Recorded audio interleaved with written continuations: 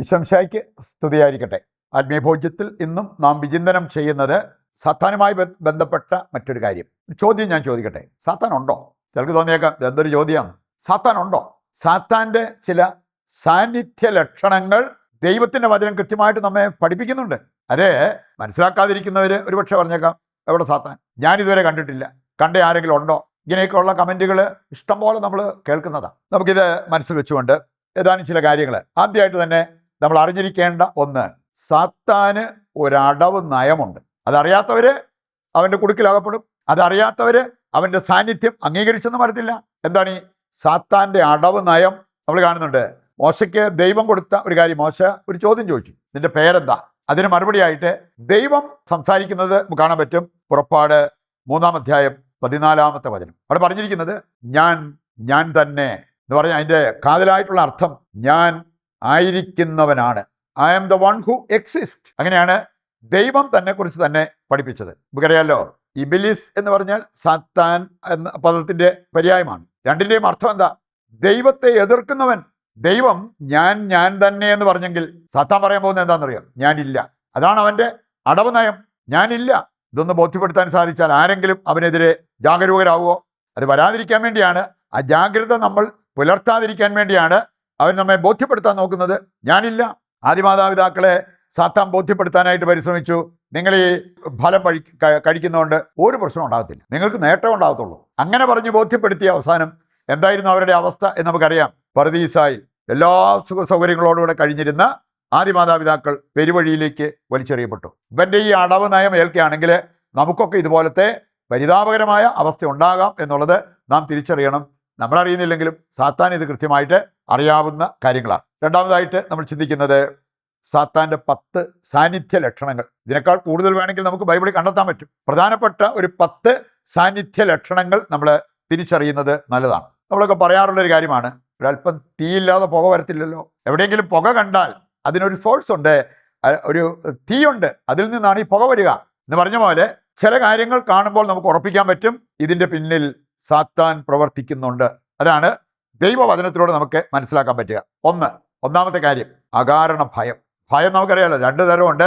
നല്ല ഭയമുണ്ട്, ചീത്ത ഭയമുണ്ട്. അകാരണമായിട്ടുള്ള ഭയം ഇന്ന് പലരെയും പിടികൂടുന്നത് കാണാൻ പറ്റും. അതിൻ്റെ പിന്നിൽ ഒരുപക്ഷെ സാത്താൻ്റെ പ്രവർത്തനം ഉണ്ടാകാം. സാത്താൻ്റെ മറ്റൊരു അടവ് നയമാണ് പാപം ചെയ്യാൻ നമ്മെ പ്രോത്സാഹിപ്പിക്കും. അതൊന്നും ഒരു കുഴപ്പമില്ല, എല്ലാവരും ഒക്കെ ചെയ്യുന്ന കാര്യങ്ങളാണ്, ഇങ്ങനെ പറഞ്ഞ് പ്രോത്സാഹിപ്പിക്കും. എങ്ങനെ ആ പ്രേരണയ്ക്ക് വഴങ്ങി നമ്മൾ പാപം ചെയ്തു കഴിഞ്ഞാൽ അവൻ നേരെ നമുക്ക് എതിരായിട്ട് നിൽക്കും. എന്നിട്ട് പറയും, നീ അത് ചെയ്തില്ല, ഇനി നിനക്ക് രക്ഷയില്ല. അങ്ങനെ നമ്മെ കുറ്റപ്പെടുത്തി കൂടുതൽ പാപത്തിലേക്ക്, പ്രശ്നത്തിലേക്ക്, നിരാശയിലേക്ക് തള്ളിവിടാനായിട്ട് അവൻ പരിശ്രമിക്കും.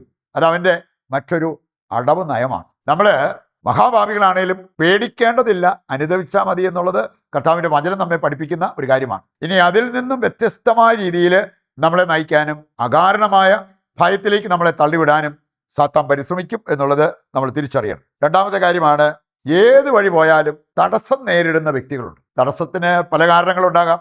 പാപം മൂലം നമ്മുടെ വഴി അടഞ്ഞു പോകാം. അതേ വിലാപങ്ങൾ 3-ാം അധ്യായം 9-ാമത്തെ വചനം വായിക്കുമ്പോൾ നമ്മൾ കാണുന്നതാണ്. ഇസ്രായേലിൻ്റെ പാപം മൂലം അവരുടെ സകല വഴികളും അടഞ്ഞു, മുമ്പോട്ട് പോകാൻ പറ്റാത്ത ഒരവസ്ഥ.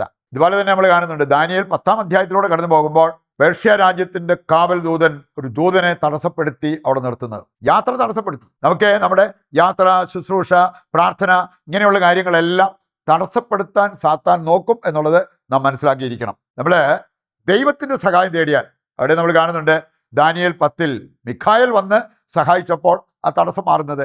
ദൈവത്തിൻ്റെ സഹായം ഏറ്റെടുത്താൽ ഈ തടസ്സങ്ങളെല്ലാം മാറി നമുക്ക് ജീവിതത്തിൽ മുമ്പോട്ട് പോകാൻ പറ്റും. അനുഗ്രഹ വഴികൾ നമ്മുടെ മുമ്പിൽ തുറക്കപ്പെടും എന്നുള്ളത് മനസ്സിലാക്കിയിരിക്കാം. മറ്റൊന്നാണ് വിട്ടുമാറാത്ത രോഗങ്ങൾ. ചില പറഞ്ഞു കേട്ടിട്ടുണ്ട്, ഒരു രോഗം മാറിയാൽ അടുത്തത്, ഒരാളുടെ രോഗം മാറിയാൽ അടുത്തയാളുടെ രോഗം, അങ്ങനെ വിട്ടുമാറാത്ത രോഗങ്ങൾ, പ്രശ്നങ്ങൾ. ലൂക്കാ 13:16 വായിച്ചാൽ 18 വർഷം പരിതാപകരമായ അവസ്ഥയിൽ കഴിഞ്ഞിരുന്ന ഒരു വ്യക്തിയെ നമുക്ക് കാണാൻ പറ്റും. 18 വർഷം ഒരു സ്ത്രീ സാത്താനാൽ ബന്ധിക്കപ്പെട്ടിരുന്നു. അവളുടെ ജീവിതത്തിലുണ്ടായ എന്തെല്ലാം പ്രശ്നങ്ങൾ, ഇതുപോലത്തെ അവസ്ഥ നമ്മുടെയും ജീവിതത്തിൽ വരാം.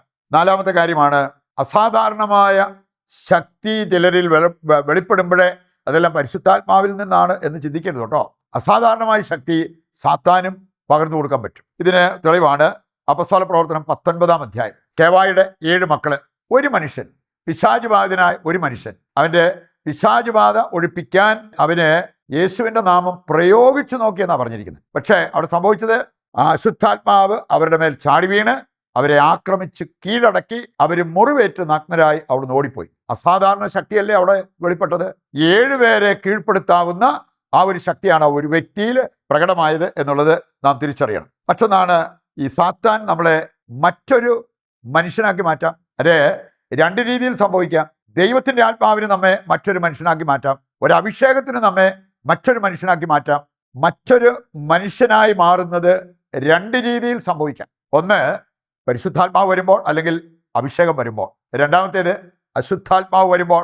നമ്മൾ കാണുന്നുണ്ട് 1 സാമുവേൽ 10-ാം അധ്യായത്തിൽ സാവൂൾ അവനെ അഭിഷേകം പ്രാപിച്ചു കഴിഞ്ഞപ്പോൾ മറ്റൊരു മനുഷ്യനായി മാറി. ഇതുപോലെ തന്നെ സാത്താന് നമ്മെ മറ്റൊരു മനുഷ്യനാക്കി മാറ്റാൻ പറ്റും. ഞാനൊരു സ്ത്രീ അവർക്ക് വേണ്ടി പ്രാർത്ഥിച്ചുകൊണ്ടിരുന്നപ്പോൾ അവരിങ്ങനെ മാനിഫെസ്റ്റേഷൻ നടത്തി. എന്ന് പറഞ്ഞാൽ തിന്മയുടെ ആ സ്വാധീനം അത് പുറത്തു വന്നു. അപ്പോൾ അവരുടെ മുഖഭാവമെല്ലാം മാറി. അവരെ അതിന് മുമ്പ് കണ്ടതുപോലെയല്ല ആ സമയത്ത് അവരുടെ മുഖം കാണപ്പെട്ടത്. മറ്റൊരു വ്യക്തിയായിട്ട് മാറി. അസാധാരണമായ ശക്തിയും അവരിൽ പ്രകടമായി എന്നുള്ളത് എൻ്റെ കണ്ണുകൊണ്ട് നേരിട്ട് ഞാൻ കണ്ടൊരു കാര്യമാണ്. 7-ാമത്തെ കാര്യമാണ് സ്വയം പീഡിപ്പിക്കൽ. ഇതും സാത്താൻ്റെ ഒരു സാന്നിധ്യ ലക്ഷണമായിട്ട് നമുക്ക് എടുക്കാൻ പറ്റും. മർക്കോസ് 5, പിശാച് ബാധിതനായ മനുഷ്യൻ അവനെ തന്നെ മുറിപ്പെടുത്തിക്കൊണ്ടിരുന്നു. ഇതുപോലത്തെ പ്രവണതകൾ കാണിക്കുന്ന വ്യക്തികൾ ഇന്നുമുണ്ട്.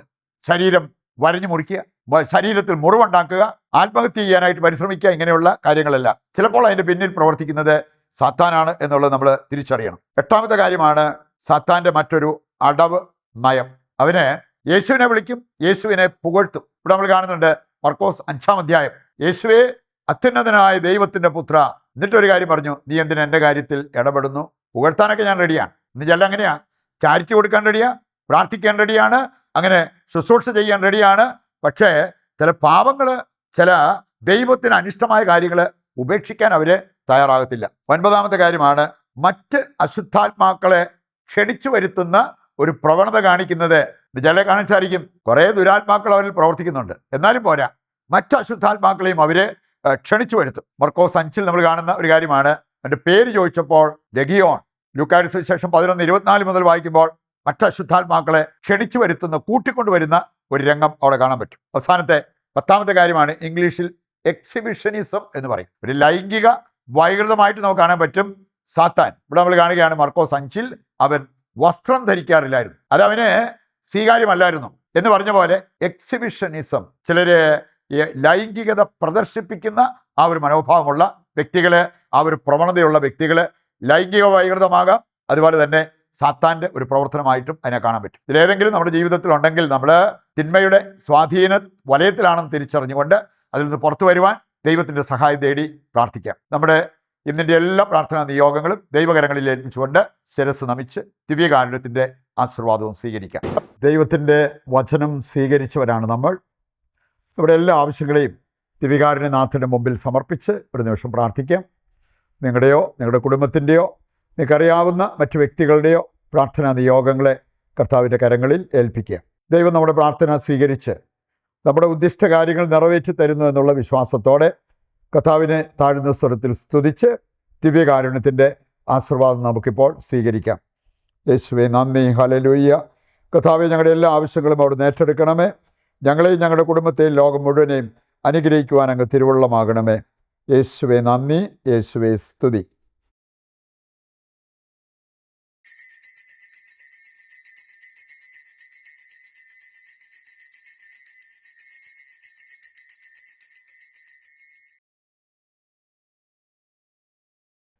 ഈശോ മിശിഹായ്ക്ക് സ്തുതിയായിരിക്കട്ടെ.